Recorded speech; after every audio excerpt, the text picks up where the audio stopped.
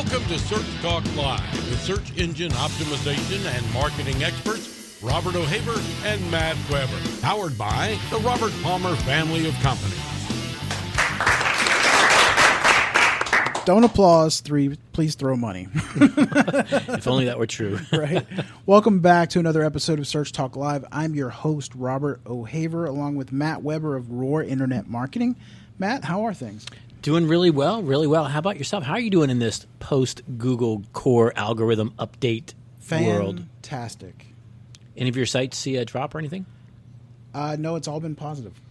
Yeah, same. I mean, there was a lot of stuff that was not relevant. Like, I didn't care about that dropped, which I'm happy about.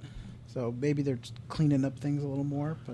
But your money keywords, the stuff that matters, yeah. You didn't see any kind of fall off. And small bumps, too. So yeah, and it looks like the core update really hit sites that are updated intensely, kind of in the news, entertainment area, sites that are refreshed and updated with content a lot. This is what I'm seeing so far online.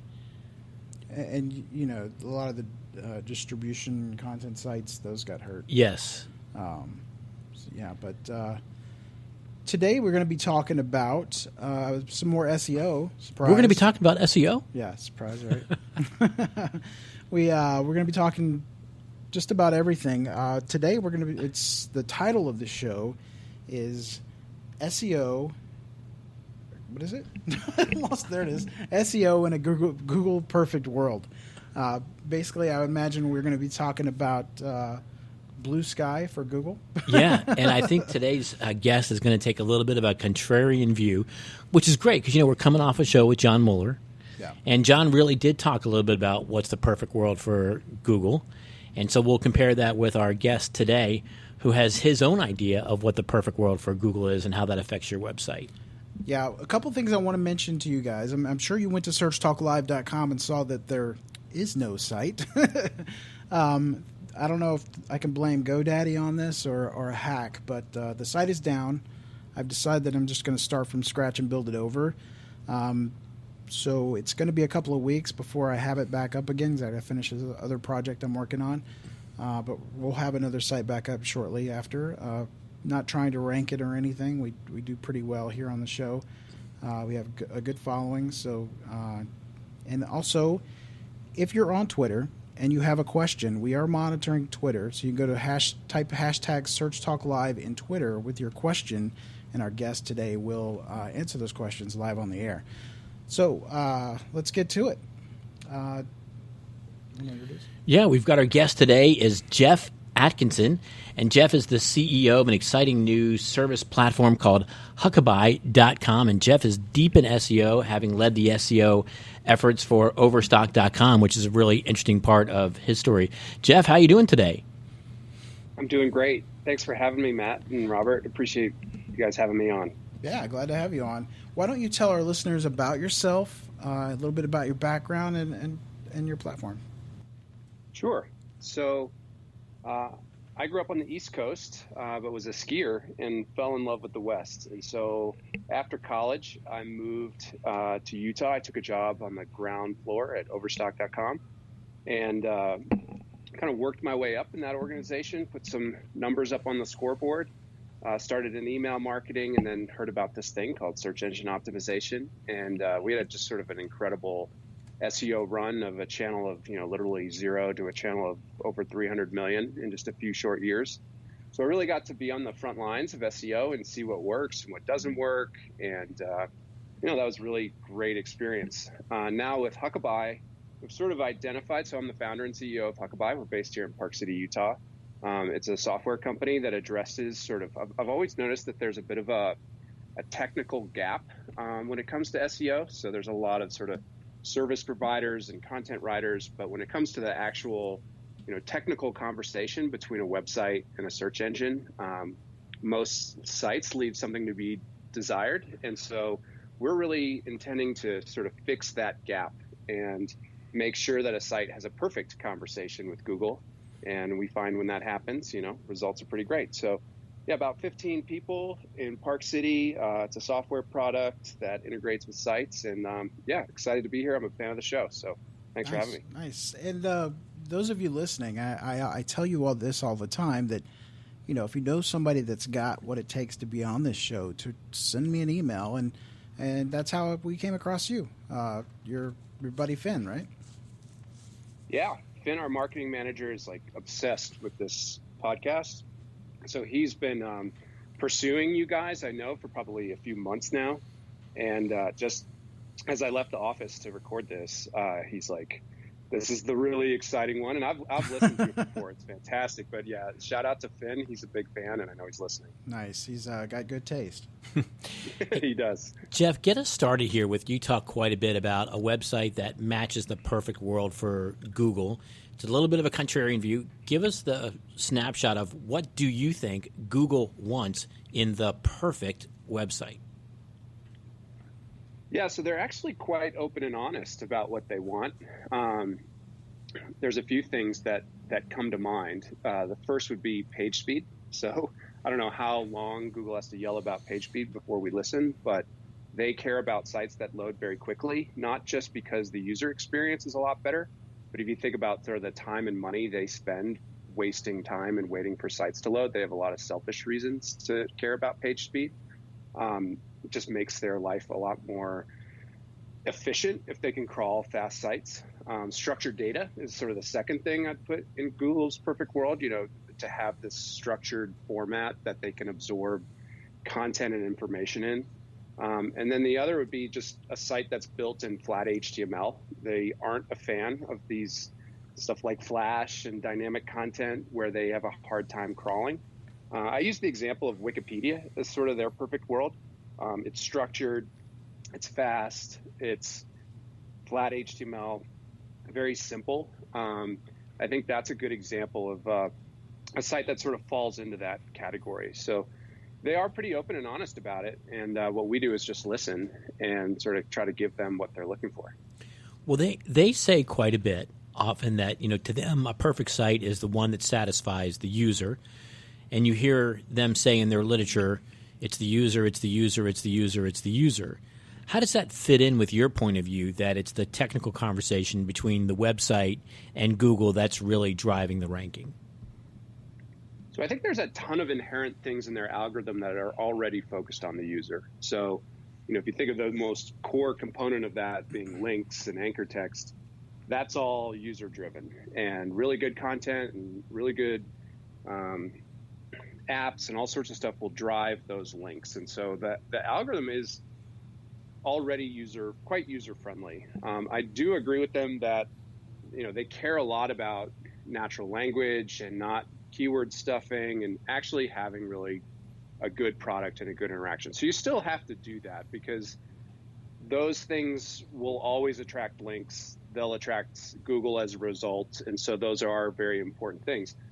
My point is that without the technical conversation with them, if you're not having a good technical conversation back and forth, a lot of those things become moot points. So say you have the best site, a really great user experience, but it's a downloadable app and your website's one page and it's totally dynamic and they can't crawl it, you're not going to get the benefit of your full sort of SEO potential. You got to have that sort of technical conversation and just the ability for them to come in and absorb who you are and what you do. So we're much more about facilitating the conversation and making it easier for them to understand.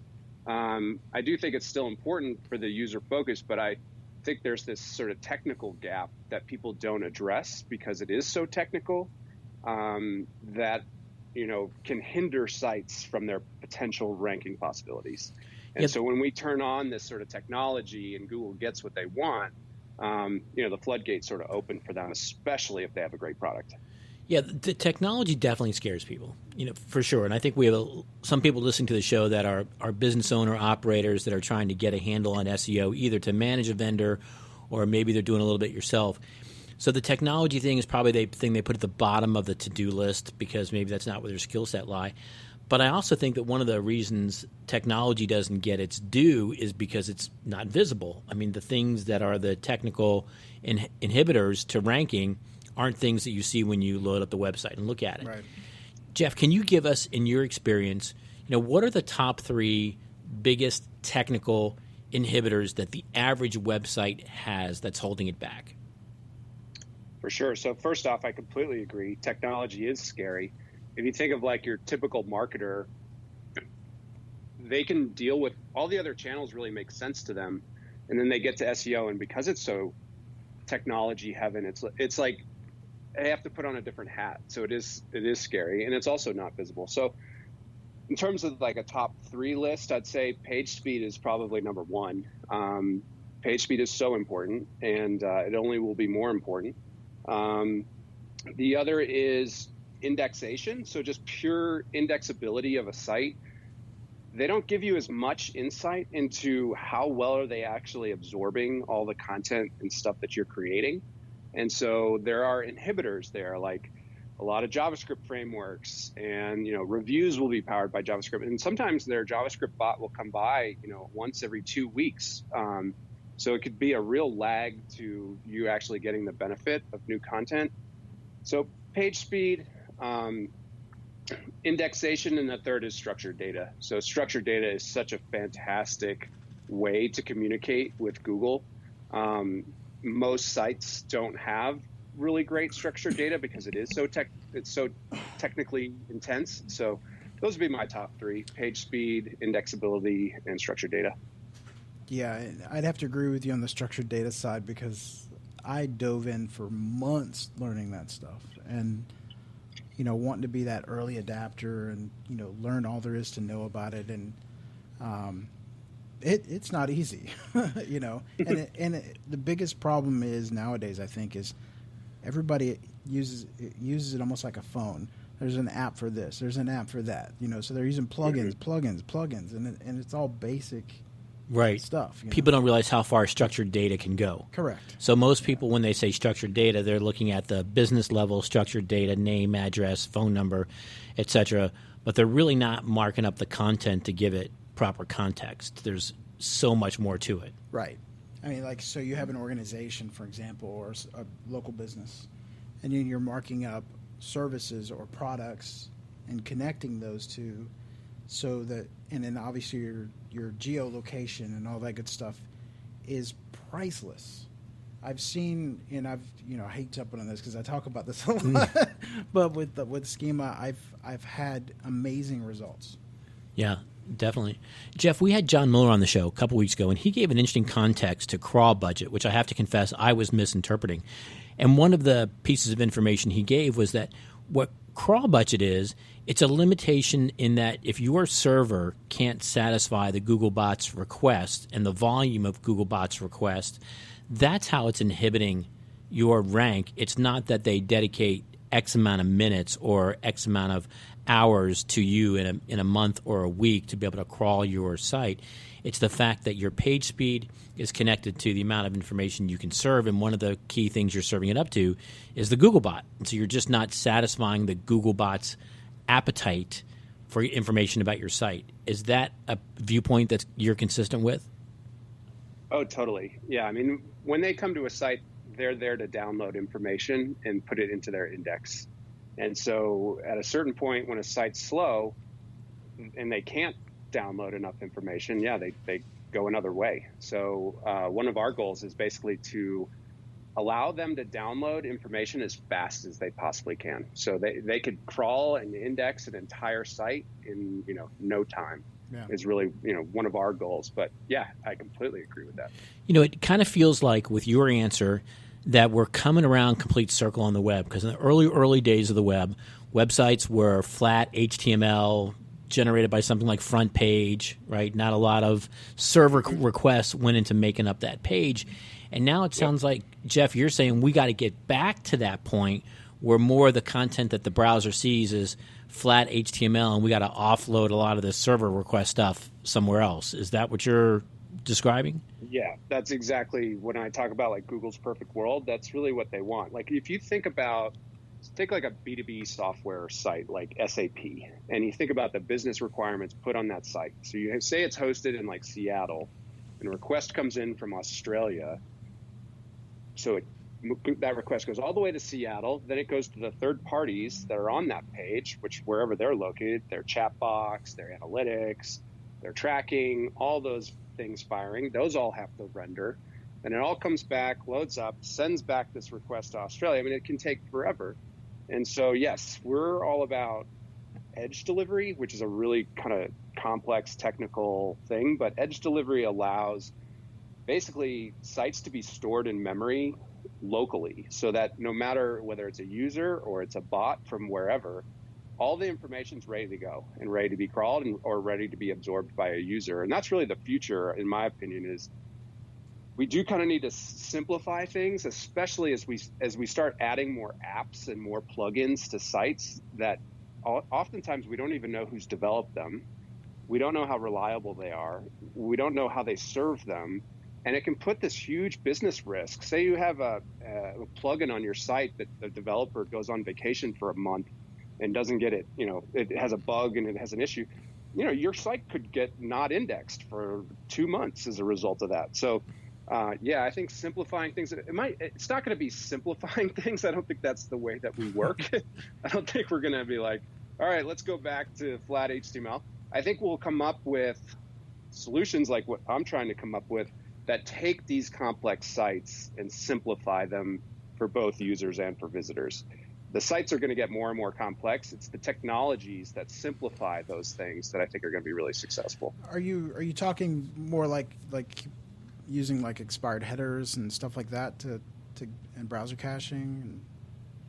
Yeah, it's all absolutely like caching, keeping stuff in memory, keeping application layers simple so that they don't have to process a bunch of stuff, not having to have database calls, not having a ton of dynamic content, anything that can really, speed up the page. You can do any sort of page speed analysis and see all the offenders, but it's usually, database calls and JavaScript loading and all sorts of different stuff happening.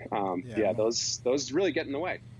Yeah. I think we're making some designers listening to the show. I think we're making their skin crawl right now because I think, they're saying, "Oh my gosh!" Because look at where we're in a world right now where people are advocating serving up different content to people whether or not they visited the site before, serving up different content to people based on their geographic location, serving up different content based on what they've put in a cart previously, and all of that takes that server request back and forth that you're talking about, and we're now saying maybe there's a greater good in serving up a faster site than all of those back and forth personalizations can yield. Yeah, I think something that's really interesting is people don't, when they add, say, a JavaScript, like personalization is a great example. We did a ton of personalization at Overstock, and it's a great example. So you'll implement some third-party personalization vendor, and results will go down. And you'd be like, why is this? And it's strictly based on page speed. Never mind what kind of effect it has on Google and what your SEO is. It has issues with conversion rates just with your users, just interacting with your users. I've always found that, we hear this sort of friction between UI and UX and SEO. I find any site that's built really well for SEO, conversion rates go up. They just do. It always happens. Conversion rates go up because you're giving users what they want and what they call things. You're using descriptive navigation. It's easy for a customer to navigate. They know the nomenclature. The site's fast. And even if you pull the SEO channel out and look at conversion rate, because SEO, usually organic, converts really nicely, so it's going to raise it regardless. But if you pull it out, the conversion rate still jumps because people are getting a fast site that's descriptive, it's talking the way that they talk. So I don't think there is this friction between UI, UX, and SEO. I find really good UI, UX actually is the same thing as SEO. When you add in these complicated things, very rarely do people consider the other effects that it might have, especially with your relationship with Google. So I think we spend so much time and money about UI, UX with humans. What's the UI, UX for Google? What's their experience when they come? That's arguably the most important visitor in my mind. So what's their experience? We don't really talk about that. I mean, and that's definitely true, but if you have a bad UX and good SEO, that don't mix. You know what I'm saying? Yeah, you got to win on all fronts. Yeah. Yeah, and I think just looking at demand, I always say that keyword research is just undervalued. Like understanding the demand that's out there, what people are searching for is undervalued, and understanding your business. I've seen businesses change just based on keyword research. I mean, Overstock became a home and garden company from electronics and watches just through keyword research, figuring out that big box retailers that were doing furniture and stuff weren't selling online yet. So we moved into that space and kind of took it over. It can really sort of help a business grow by looking at the demand and then figuring out how to create a product that helps that demand. Keyword research is, if you turn the clock back 20 years ago, people would pay thousands of dollars for the type of marketing data that keyword research offers for free. Mm-hmm. Oh yeah. Yeah, your Bains of the world, that's how they got, hundreds of thousands of dollars. Absolutely. Interviewing customers, and it's not even nearly as good. I mean, they'd spend so much money to just try to, sit down with customers and interview them. And now you just have the raw facts of what people search for right at your disposal. Yeah. And it does take a special person, too, that does that keyword research to understand the semantic, to the intent for the searcher. So, you can't just, you got to know what you're doing when you're doing it. You can't just go to the table, look for the word with the most volume, and go, eureka. Yeah, I want to rank for cat. Yeah, right. You can't do that. It takes a lot more thought. But Jeff, you said something interesting, and I find it to be... sorry, I was just going to... Oh, go ahead. Sorry. Well, I find it interesting because it's consistent with my experience, too, about PageSpeed. Why is it taking so long to get businesses and SEOs focused on PageSpeed? And it kind of reminds me of when mobile was first coming out and how Google harped about mobile. And we're now in the same era where they're preaching PageSpeed. Everybody's talking about PageSpeed. You can go to any podcast and listen about PageSpeed. And yet SEOs and business owners, they're not reacting to it. Why is this message of PageSpeed finding there's so much resistance to it? Why do you think that is? Because it's a technical problem, and it's a very complex technical problem. So again, your typical CMO is great at managing budgets and figuring out ROI and branding and that sort of thing. For them to figure out PageSpeed, they have to be a CTO. Your CTO figures out PageSpeed. So something that they're not comfortable with is something that they're just not going to do. It's like the kid that doesn't like math and has to take math classes through high school, but when he gets to college, he doesn't take any more math classes. They just don't like to do it, so it becomes very hard. On a superficial level, what would you say are the top inhibitors of page speed as you've worked with sites on your platform? There's really two. It's dynamic content and not even content, just things that are dynamic, basically that are coming, the most common offenders, JavaScript. And then the second is images. So images can be just, they're almost never optimized, and they're such a big part of sort of the load on any site, and they're just rarely optimized, and people throw them up without really thinking about it. So definitely dynamic content, and then images. And it seems like there's so much technology to make the optimization of photographs and images easy today. Yeah, even WordPress does it to an extent. Yeah, I mean, compared to 2 years ago, you had to do all that stuff yourself, image by image by image, and now you can kind of do it on a scale, on a mass basis. Mm-hmm. Yeah, but think about the person that's loading the image. So if you have a designer that's listening to this podcast, they probably get it, but not every designer in the country listens to this podcast. So wait. Are you sure about that? I hate to tell you, but I don't think they do. And oftentimes it's a designer, or it's just like a local business owner, right, that owns their domain and is using some sort of WordPress or whatever it happens to be, and they don't know about this stuff, and so it just happens. Whoever ends up loading the content onto the site typically doesn't have an SEO background, never mind a technical SEO background. So it just doesn't happen. When we talk more about structured data, I'm interested to hear, how does your platform automate structured data? Because isn't a little bit of structured data interpretive? You have to understand what the content is in order to mark it up. Yeah, totally.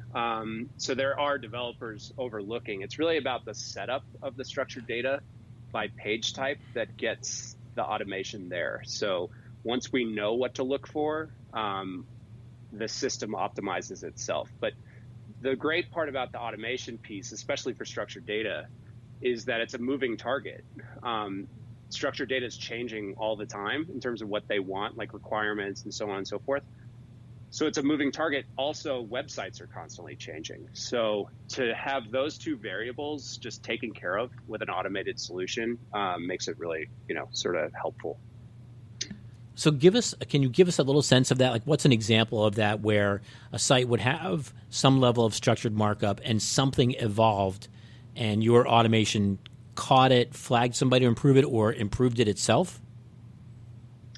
Yeah, probably the most recent example would be event markup, which is a very heavily used markup. Event markup slightly changed. I forget the exact requirement that they asked for, but it became a required field, and most companies didn't have it. It didn't really even exist. So we caught that within like an hour because we're actually using the same structured data GitHub repository that Google uses, which, surprise, surprise, actually isn't schema.org. It's the JSON LD repository. So we actually noticed these things within like an hour or so of them changing it, unless they change in the middle of the night. And we'll update, 50 plus customers all at once. Whereas that mistake would probably hang out there, for months on end on your typical site that's doing structured data either internally or is using some sort of plugin to manually update. So that's an example of like us being able to get to something really quickly. And then also our customers get the benefit of that. So they get the benefit actually of that new, whatever it is, their event markup will be taken and displayed more prominently than if you have it broken. So similarly with the recent change on review markup, your platform detected that sooner and was able to incorporate the needed changes faster than someone else who wasn't using some level of automation did. Right. Yeah, that's taken care of like before anyone would even notice it. It's taken care of. Wow. Fascinating. And then how do you prove that to your clients? Because it's so technical, Like, honestly, I don't think we do a great job of that. Yeah, I don't think we do that. I mean, they get all sorts of benefits that I don't even think they know about. And that's part of being a startup, right? Sure. We spend a lot on development and very little on marketing. And so we don't really do the best in marketing. I mean, like not just marketing to potential customers, but simply communicating to current customers. Like they get a level of structured data that they definitely don't understand. And so it is hard to communicate that. I think the results are really what we focus on in terms of their like, wow, this really works because they're growing so quickly. But it is hard to communicate the technical, we really are a technical product. And in fact, we're starting to sell, especially SEO Cloud, we're starting to sell at about 50-50 to the actual development part of the company, the engineering part of the company. And they get it right away, and it's actually an easier sell. But our customers probably don't understand the level of sort of world-class structured data in the automation as well as they should. But we're working on that. It's part of being a startup. I'd like to get some of your feedback on, let's say, if you have any data that you've, through your setting up structured data, as far as the zero position, have you seen any click-through rates that have been like better than maybe position one? Or I kind of have, to me, I think Google's a little self-serving when it comes to that, when they give that position zero, because it's like we're trying to answer the question. We don't care if they go to your site. You know what I'm saying? Yeah. So, I mean, click-through rates can be, what I can do is I can give you some facts about what structured data does from a performance perspective that are probably a little bit different than what you've heard, if that would be helpful. Yes. Okay, so the first thing that happens with good structured data is your number of ranking keywords, specifically non-branded mid to tail terms, jumps significantly. Yeah, I've seen that. So the connection, and I think it has to do with the authoritativeness of structured data. So even if you had a keyword that was somewhere in a meta description or it was in text somewhere, there just wasn't a strong enough connection for them to consider you. Once it's in structured data, they definitely consider it. So, and I'll just give you the stats. So we have over 50 customers. They range from, your SAP and Salesforces of the world to startups, all over the board. Our average customer, after 12 months of implementing our product, our structured data product, their keywords grow 101%. So 101%, and that's keywords that rank in the top 100 results in Google.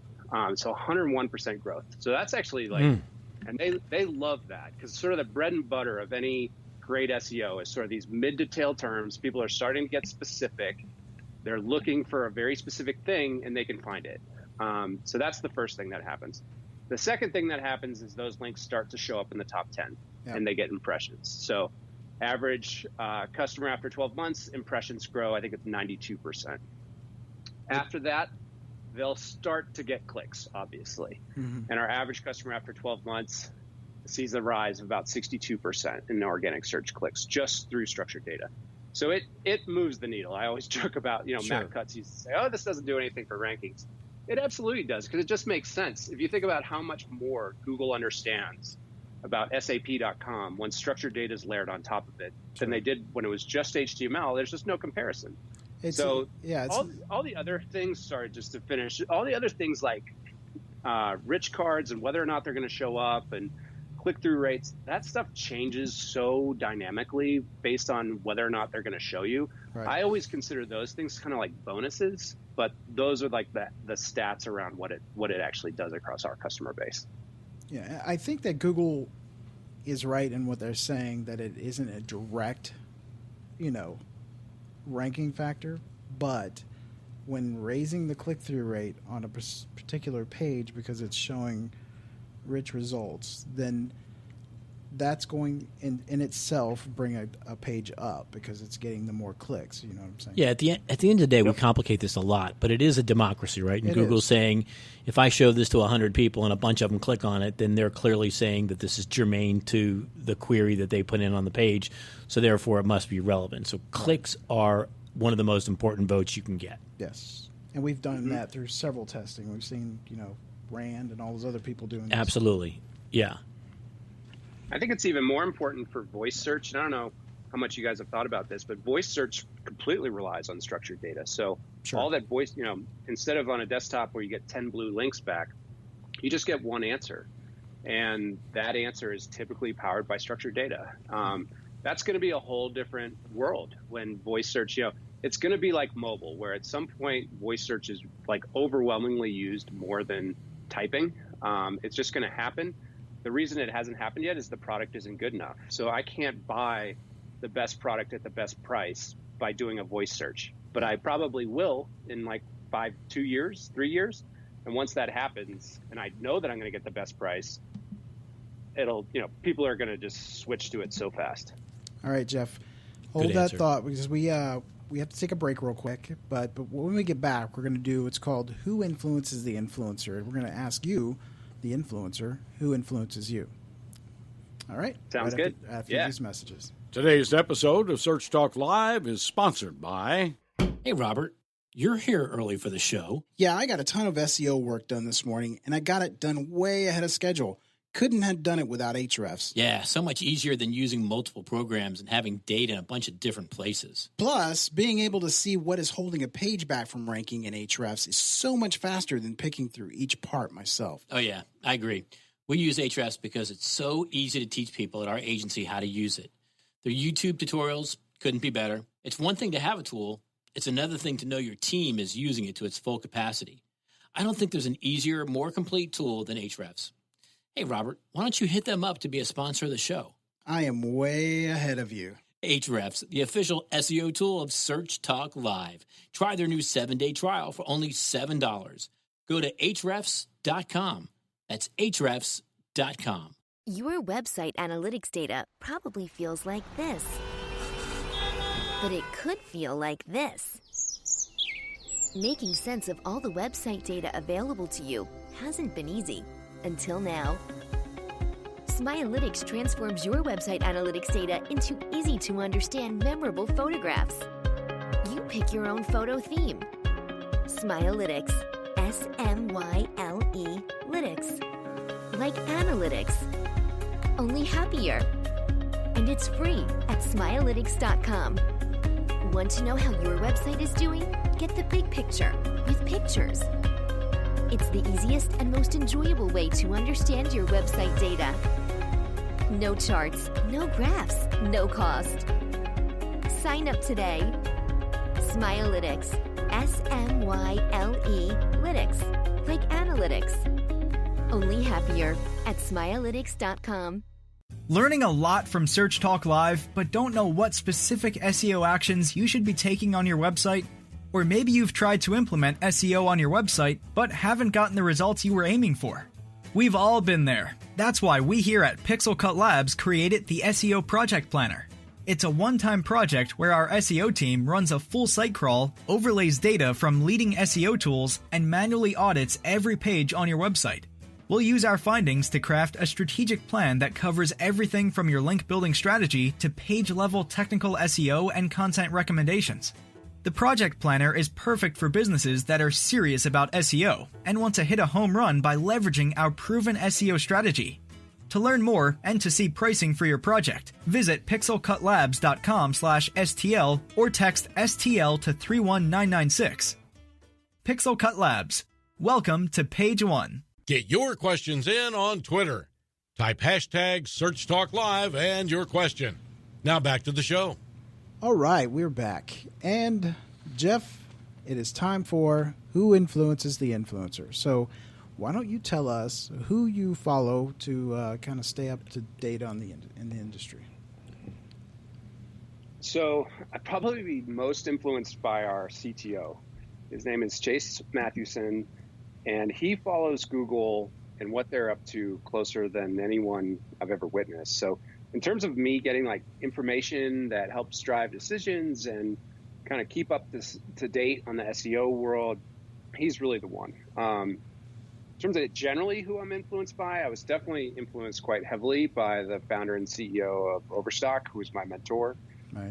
Former CEO. He's been in the news a lot lately and he's left. But he was a fantastic mentor. And then I also became friends with Josh James, who was the founder and CEO of Omniture, now is the founder and CEO of Domo here in Utah, and just really kind of inspired by how he can grow a software company. I have an e-commerce background and digital marketing background, so this software thing is sort of new to me, and I'm learning a lot from him because he does it well. Domo has had ups and downs, but his track record's pretty incredible and just really sharp guy.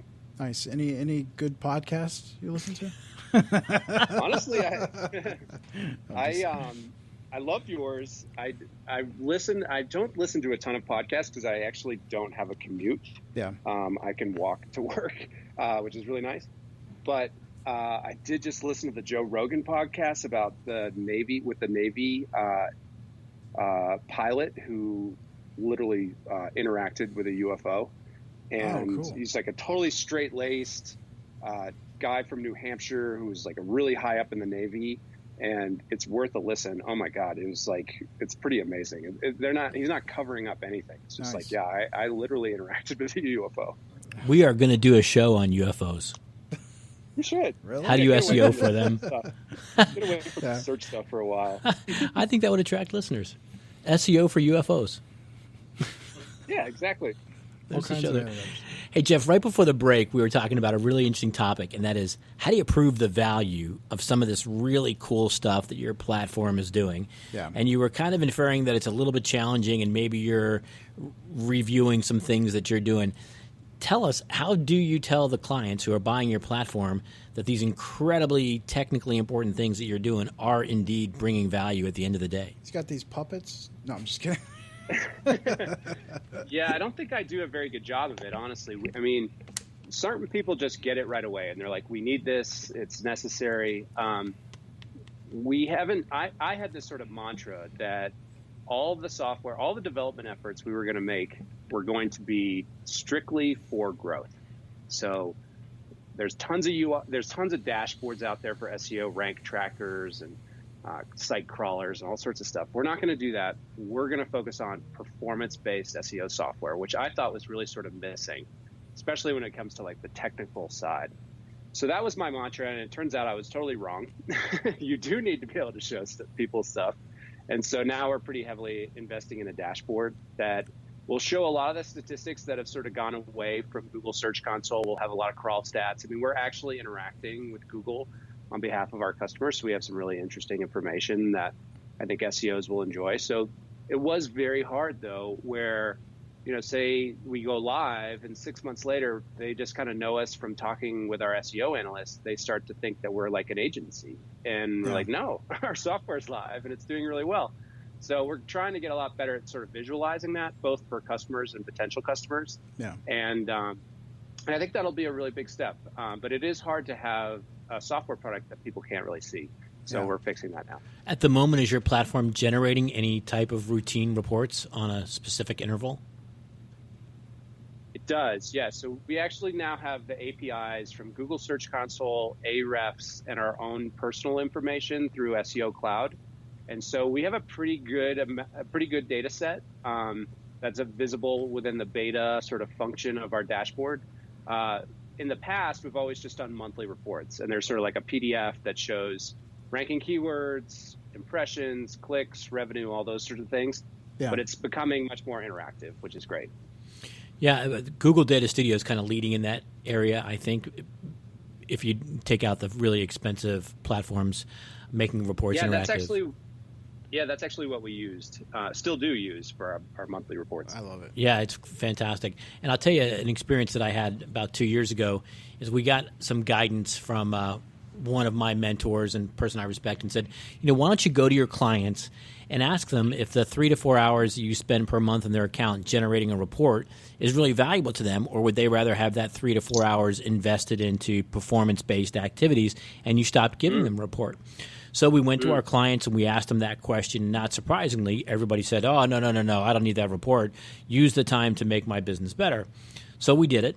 And about 60 days into it, we couldn't handle the phone calls. And our churn rate went way up.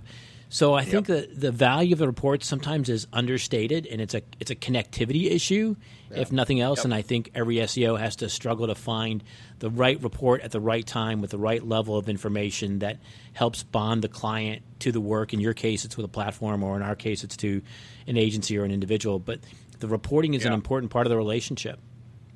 It really is. Yeah. It is. I'm not surprised that happened. And, it's a great Napoleon line. Time spent in reconnaissance is never wasted. So there's so much data around SEO that I think you're right in being very smart about what to show and what actually influences, the customer and making this like great relationship so that they're making good business decisions. And my ultimate dream is to actually have Huckabye be self-optimizing SEO, which I know sounds kind of crazy, but with all the data that we're gathering, ranking changes to the site, changes in structured data, changes in page speed, I think at some point, instead of just giving recommendations, we want the platform to actually make changes on its own, which is kind of scary, but I think it's the future. That's like the holy grail, but there's so much changes that go on. Yeah, I think the SEO unemployment rate would go up significantly if you made true on that. I know it's a scary. It's not very welcomed, this idea among SEOs, but it's really my goal at some point is to have a self-optimizing platform. We're starting to get there with certain things like metadata and structured data will probably be the first two that start getting included in this, where we kind of get a real good sense to what works and what doesn't, and it just happens. So we think a lot about like what would just kind of take off in terms of performance, and I think that's something that could kind of go nuts. It's kind of like, well, I hate to use this analogy, but autonomous driving. If you can get them just better than the average driver. Yeah. There's a market for it. Yeah. Jeff, in your bio, you've got an interesting point that you were at Overstock when it went from 0% revenue from organic search to some huge number revenue from organic search. And I was really curious, since you were there and you looked at that, you witnessed it, what was the turning point? What was the catalyst where somebody said, bang, we got to turn the ship on this because we're at zero and all of a sudden we got to get somewhere else? What drove that sudden change? So I remember I met a guy named Paul Bremer who is, I think, just an SEO genius. He doesn't really work in the space anymore because he hated working with clients. But he really sort of taught me SEO. I remember one phone call. I didn't know anything about SEO. And I was like, what? You can make these changes to your site and then Google would just like give you all this traffic and revenue? And so I kind of got the gist of it. And then I remember going to Patrick, the CEO's office, and being like, hey, man, I got to show you on a whiteboard this thing. So not only was I kind of fully convinced about the opportunity, but so was he, which is like everything because you get the resources to do it. At the same time, my team was implementing an internal search engine. So something that, when you search for products on Overstock. And during their sales pitch, or the various companies we were looking at, their pitches often included, well, we can also do this for navigation. And a light went off in my head that basically we could have the perfect SEO site if we leveraged one of these search engines. So like attributes would flow into the URLs, and you could basically have a page for almost any search term you wanted. 1,000 thread count, white sheets. There was an attribute-driven category page that would surface. And so I went in. So Patrick was really behind this vision, and I remember actually I was so scared. It was the first time I ever talked to our board, and I went up to the whiteboard and I drew out this sort of map that I had of how to, here's the homepage and here's everything between that and the product page and here's what it looks like. And they got behind it, and I literally went into, we called it a war room for 2 months and built this thing with a partner. And Overstock was pretty well known at the time. We were doing TV, so the domain authority was really high, but the site was terrible. And this goes back to sort of that technical conversation with Google. They couldn't make heads or tails of the site. So we went from that to almost like the perfectly optimized e-commerce SEO site you could imagine in 2 months. And stuff just went crazy. I mean, it was so fun just to see how quickly we grew. And that's really what did it. We had the CEO's support. We had a technical product that could drive everything from the homepage down to the product page.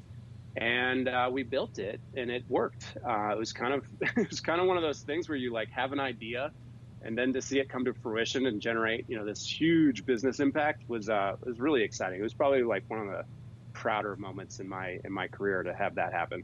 Understandable. Some big numbers. And that brings up a valid thing I wanted to ask him about. I'm sure they did, but Overstock, did you utilize the on-page search analytics? I mean, utilizing product searches to find out, find new products or whatever like that? Oh my God, yeah. We did a ton. I mean, this is how Overstock became a home and garden company. Essentially, we had a very strong SEO team. We were really focused in like electronics, jewelry, and watches. Like if you think of the old Overstock, when the commercials started coming out, it really didn't have anything to do with home and garden. And so we started doing keyword research, and we identified that the home and garden category was basically being serviced by big box retailers, and they weren't really savvy online yet, which was this is like 2007. So they weren't really savvy online. So we saw these huge search volumes, but really low competition. Wow. So we built out a supply chain with, furniture and bedding and all these things. And now Overstock's it's a home and garden company. That's what it's known for. Down comforters, memory foam, all those things. So that was kind of wild. I'm going to give you one really specific example. I remember we had a lot of search volume for black end tables, and we had no black end tables. So we contacted a partner and said, hey, just start building, painting your end tables black and let's put them on the site. It was like a $10 million channel overnight. And it was just like, that's keyword research for you. If there's demand out there and you fill it, boom, it takes off. That is a phenomenal story. Yeah. I love that story. Black end tables, I'll never forget it. Fantastic. That's a great story. $10 million. Yeah, when I talk to people across the country with the Grow with Google program, I tell them what value they can find in their Google Search Console data, just like that. That's big nuggets right Yeah, there. yeah. Yeah, there's a lot of hidden gems. I mean, probably the worst offenders are the B2B software players where they call their products by these crazy names. If you look through a Salesforce or whoever it is, they call, for some reason, they have to call their products these like weird names. If they just called it what people search for, they'd get a lot more business. Yeah, for sure. Yeah. Branding 101. Then you also get the reverse where a client's telling you, I want to rank for this keyword, but there's no searches. Right. For it. Yeah. Yeah. There's no glory in ranking number one for a phrase that nobody searches. Yeah. Yeah. There should be a TV show for that. There should be a competition for that. Yeah. It'd be a great reality show. Well, is it time for Believe It or Leave It? It is time. All right, Jeff, time for Believe It or Leave It, one of the more popular parts of Search Talk Live, where we give you 3 statements we actually did find on the internet from somebody's blog or somebody's article, and we're going to ask you to tell our audience if they should believe it or if they should leave it. Are you ready? Sounds good. I'm ready. All right, I'm going to throw a curveball at you, Robert. I'm going to do 3 first. Okay, here we go. Number 1, user experience metrics are more important than page speed as a ranking signal. We covered this. Shh. Leave it. Leave I'd it. say leave it. Yeah. I bet that because it comes from somewhere else. Well, I don't know quite how the game works, if I get a right or wrong answer, or it's just my my advice, but my advice is to leave it. I think customer experience metrics are very much driven by page speed, so I would focus on the page speed and ignore. I don't really trust either UI, UX metrics. Yeah, there's a really, in this article that I found this on was pretty interesting. But again, he was making that author, actually, I apologize, I think it was a she, was making the point that at the end of the day, the overarching signal to Google is whether or not you satisfied users, and that Google measures it through those, what we're now calling vanity metrics on that. And therefore, that should be your driving force for SEO. That was her position. My question on that would be, how would they know? How would they know? Once they leave Google, how would they know how they interact with the page? And so how could it be a ranking metric? Don't they see the Google Analytics data? Oh, you're right. Yep. Yeah. All right. Question number 2. You think they use that in the algorithm a lot, the Google Analytics data? Well, that's the That'd be big sort of like big mystery, right? No. I didn't come close to asking John Mueller that. I've asked him that question already, and he told me they don't use it on an individual level; they use it on an aggregate level. Which is their answer for everything, right? I mean, do you use oxygen in the ranking algorithm? On an aggregate level, but not on an individual level. Do they talk like that? Yeah, man. All right. Number 2, having properly marked up header tags is not required to rank highly on Google. Is that I right? believe it. You believe I it? believe. Yeah, I'm probably going to get all these wrong, but I am a bit of a contrarian. Yeah, I've seen pages rank without proper header tags, unless you're talking about title tags. I think you're talking about like H1s and Yes. H2s types of Yeah. tags. Yeah, I've seen pages. I don't think they even really care about H1s and H2s anymore. And they actually, in one of the help documents, they came out recently and did say that. Yeah. With a level of clarity that surprised me, and I think that for me it was a little bit surprising because I have preached to our folks it's the organization of the content that matters. From a UX experience or reader, it's like going back into 4th grade and kind of outlining an article, right? Giving it structure, and if you give it structure, then you give people the ability to skim it. And so I did believe that the header tags were kind of like Roman numeral 1 of an outline, signaling what's the content about. And they do not seem to be bringing any value. The other thing, too, that was really interesting, he says you can use H1s multiple times. Right. What? Yeah, the hierarchy is overstated then. Yeah, exactly. But there are a lot of plugins that make you put in them as a hierarchy in WordPress, for example, when you're creating content. And now they're saying there is no such thing as the hierarchy. Yeah, I think the H1s and H2s is sort of old school SEO at this point. It's kind of funny because Google actually moves so fast. We have a market leader, right? And they're just moving so fast. And the industry of SEO, not talking about you guys get it, but there is a lot of sort of lagging behind stuff. And H1s and H2s, yeah, that would definitely fall into that category where it's kind of like the reason I think that they don't care about it is it's almost like an SEO trick because no one else really sees it. And so why would they care about it? If it's not visible to the user and they can't interact with it a ton, why would they care about it? So they just kind of got rid of it. Yeah, or it's just been abused, kind of like reviews. It's the game, right? Yeah. All right, Jeff. Number 3, a properly marked up page that only the Google bot can see can bring ranking value. So there's no content, but there's just markup? There is content on it. I was like, wow. But it's a page designed only for the bot's consumption. Huh. That would be a cool test, though. No content, just markup. I don't totally understand the question. So there is content and there is markup, but there's what's not there? It's just not visible to a user? Or? Correct. Well, if it's typically not visible to a user, it can't be accessed by a bot. So I would say if it can't be accessed by a bot, they're not going to find it, which would make it, it wouldn't rank. If the user can't get to it, then they can't get to it, which means it wouldn't probably rank. If it was like same color text or something like that? Or? No, this is a really convoluted, almost like strategy that this author was advocating, that you create a page that is flawlessly marked up for the bot, but you don't want to serve that up to the user because it wouldn't read as well or wouldn't have as many words in it. But you would link to that page from the page that the bot sees. This is totally dark web. Yeah, right. Yeah. Here's the thing. So say it does get indexed and it does start ranking, then users are going to see it. And if you don't want users seeing it and interacting with it or buying it, it makes it sort of useless. So I don't know why you'd do it. And it's super dark web. And this is coming from a guy that got Overstock banned for 6 months from Google.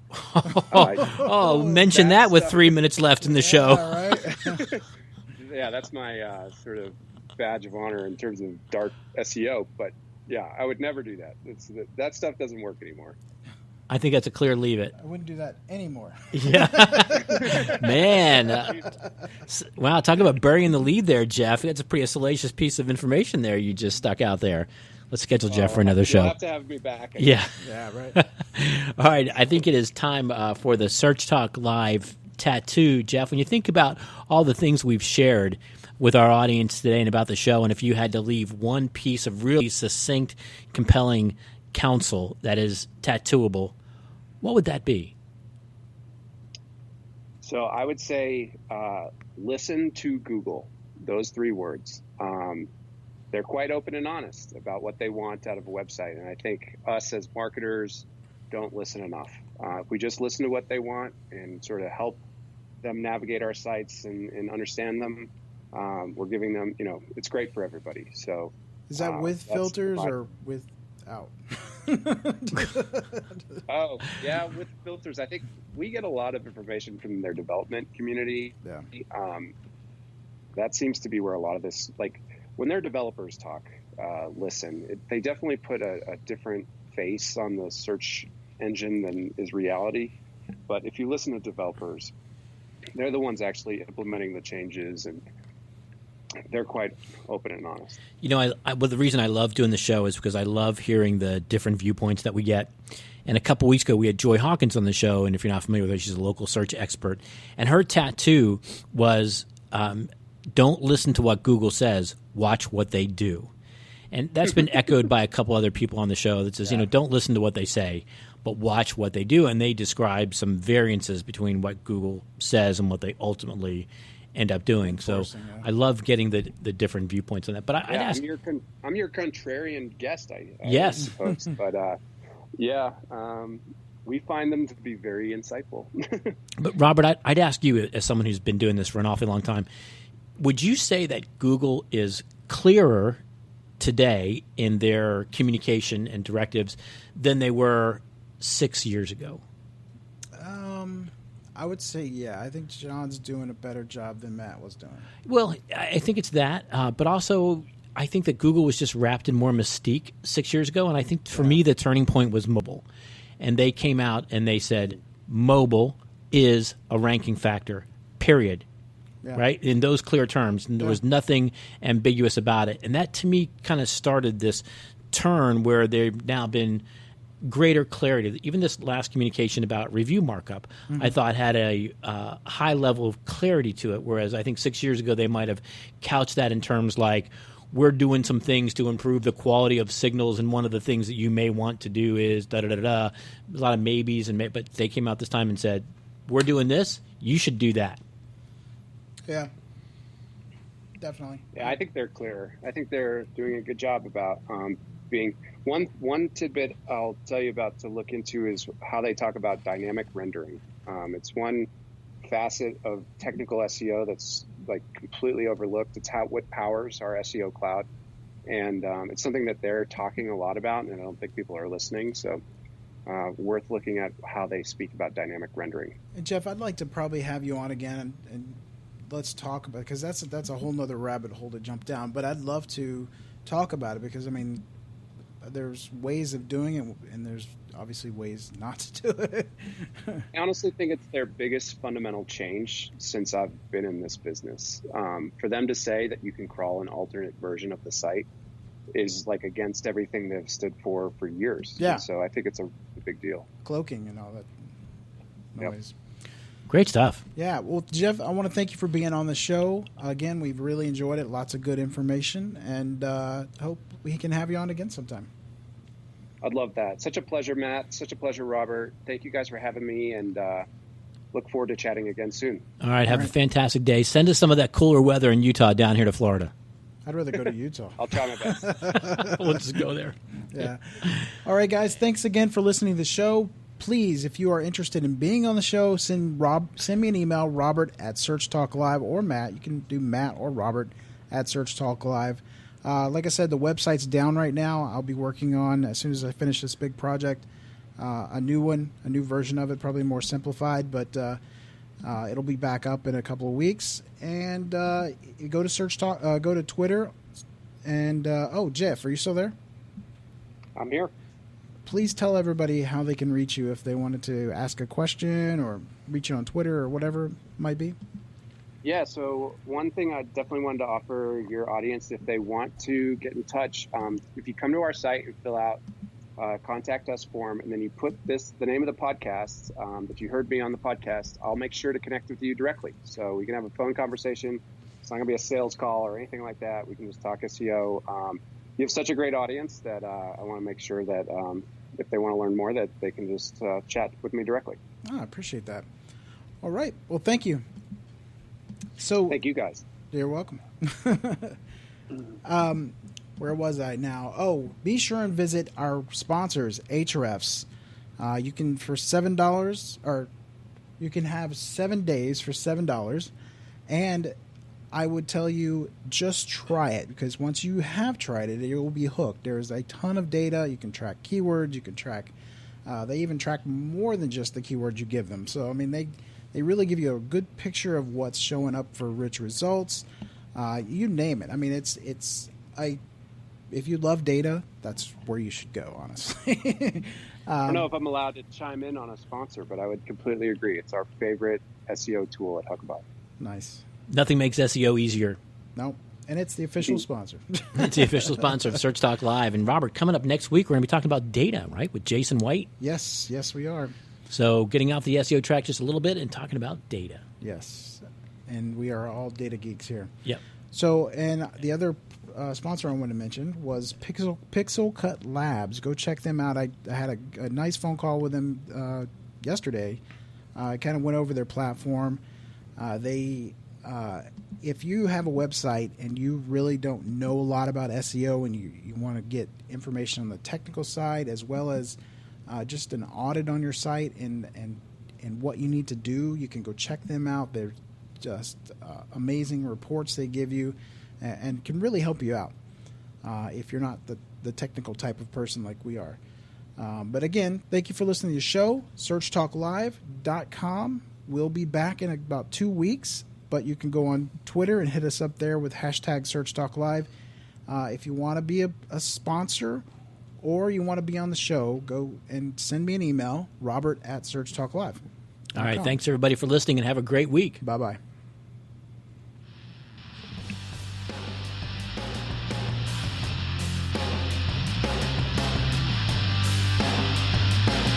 Search Talk Live is sponsored by the Robert Palmer family of companies. If you have questions for Search Talk Live, or you're interested in being a guest or a sponsor of the show, email Robert at searchtalklive.com. That's searchtalklive.com.